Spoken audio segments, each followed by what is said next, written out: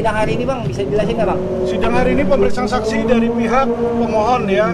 Tadi ada saksi fakta 6 orang dan saksi ahli 4 orang. Kita dari kesimpulan saksi ahli tadi gimana Bang? Apakah ada cukup? kalau saya lihat tadi kesaksian dari para ahli itu sudah mematahkan ya penetapan tersangka yang tidak sah. Jadi ahli dengan jelas sekali menyatakan bahwa seluruh proses mereka penyidikan dan serta penetapan tersangka itu dilakukan secara melawan hukum formil di situ. Ya nggak kasih SPDP di situ. Terus bahkan yang ngasih keterangan pers harusnya Kabareskrim atau Kapolri ini maradir di situ, dan banyak hal lainnya seperti yang tadi dibilang bahwa nggak ada mens rea. Ya mereka mempermasalahkan adanya akte tanah yang pakai nama pengurus dan disebutkan oleh ahli bahwa itu bukanlah pidana. Karena kalau orang mau pidana, mau ngambil atau mau nyolong, dia nggak akan bikin surat dan bilang bahwa ini bukan punya saya. Justru dia akan ambil, dia jual, dia akan mengaku itu punya dia. Jadi dengan tidak adanya mens rea, pidana ini nggak ada di situ. Nah itu yang tadi sudah kami berhasil buktikan di persidangan. Ada pertanyaan lagi? Berarti cacat hukum ya? Oh sangat cacat hukum. Ini bukan hanya cacat hukum, ini saya bisa bilang kriminalisasi tingkat tinggi. Ya, belum ada alat bukti tadi. Masa keterangan saksi, orang tuh seharusnya dijadiin tersangka kalau punya 2 alat bukti. Jadi yang mendahulu itu alat buktinya dulu 2, baru dijadiin tersangka. Ini dia dijadiin tersangka November 2023, alat buktinya keterangan ahlinya baru diperiksa tanggal 2 April 2024 ketika kita perapit. Lah apaan itu?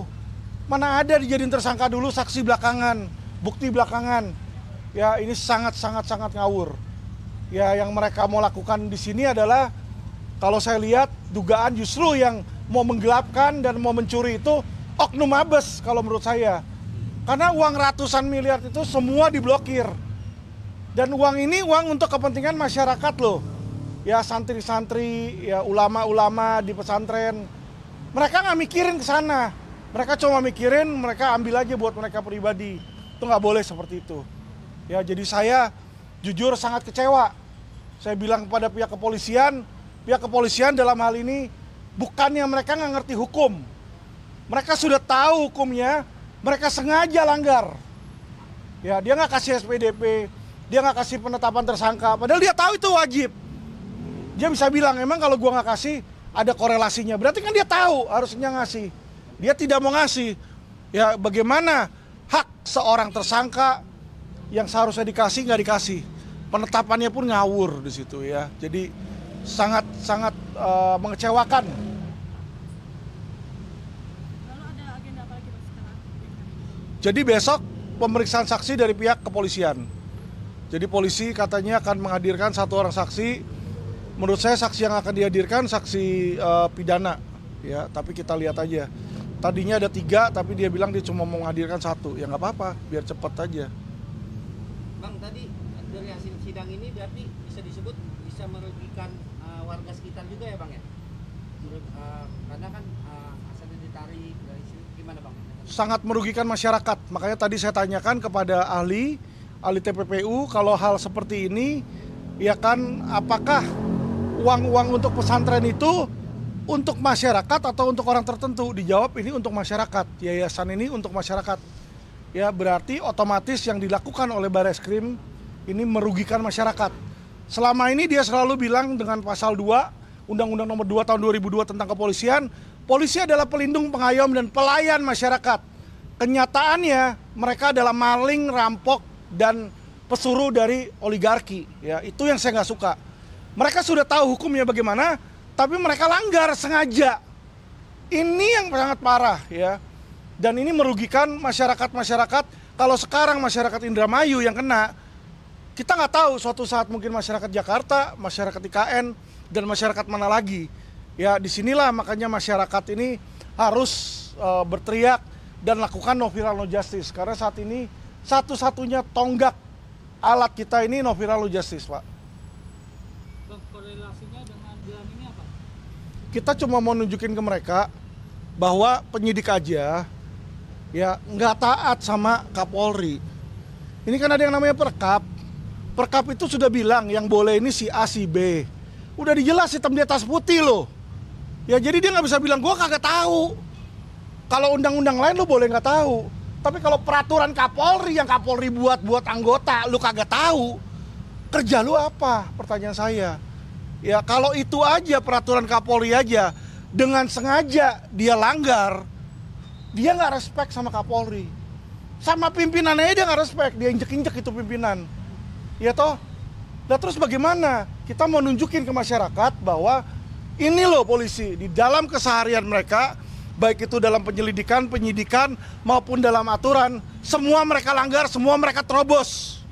Ya mereka nggak peduli karena mereka merasa diri mereka ada di atas hukum. Nah itulah yang saya lawan, oknum-oknum itu. Bukan polisinya. Polisinya semua baik, institusinya baik. Ya, tapi oknum-oknum brengsek itu banyak sehingga menjadikan Polri adalah sebagai institusi kepolisian terkorup di Asia Tenggara. Nah ini yang harusnya dirubah, Pak. Ya, pesan tambahan saja sedikit. Jadi tadi tatkala sidang pada hari ini semua terbukti keterangan ahli. Jadi prosedur yang dilakukan oleh kepolisian yaitu Bareskrim Tibet-Deksus itu melanggar prosedurnya sendiri, cacat formil. Jadi di sini sangat terlihat bahwa kepolisian yaitu Dir Tibet-Deksus melalui penyidiknya itu tidak profesional.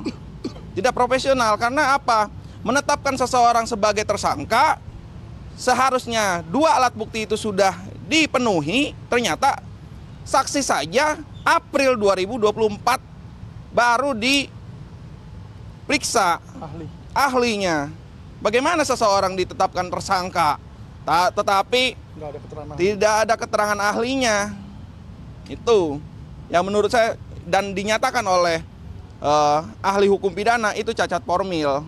Apalagi terkait dengan pasal 53 Undang-Undang Yayasan bahwa seseorang yang menjadi pelapor seharusnya itu adalah orang yang dirugikan dan pengurus juga harus pengurus, dan itu formilnya itu harus di penetapan pengadilan. Ternyata ini tidak dilakukan oleh Bareskrim.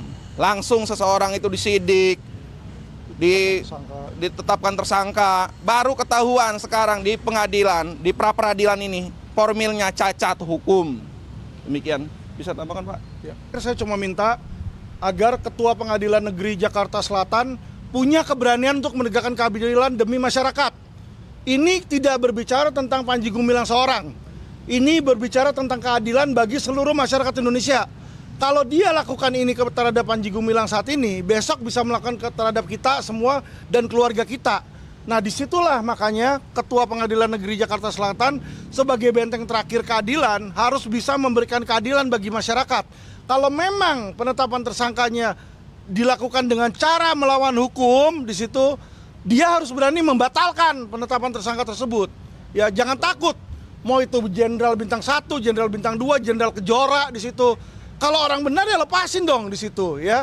Saya mau Ketua Pengadilan Negeri Jakarta Selatan walaupun hanya di pengadilan negeri, tapi dia punya kewenangan dan saya mau agar mereka berani di situ melawan oknum ya, bukan melawan jenderal, bukan melawan polisi tapi melawan oknum. Demikian.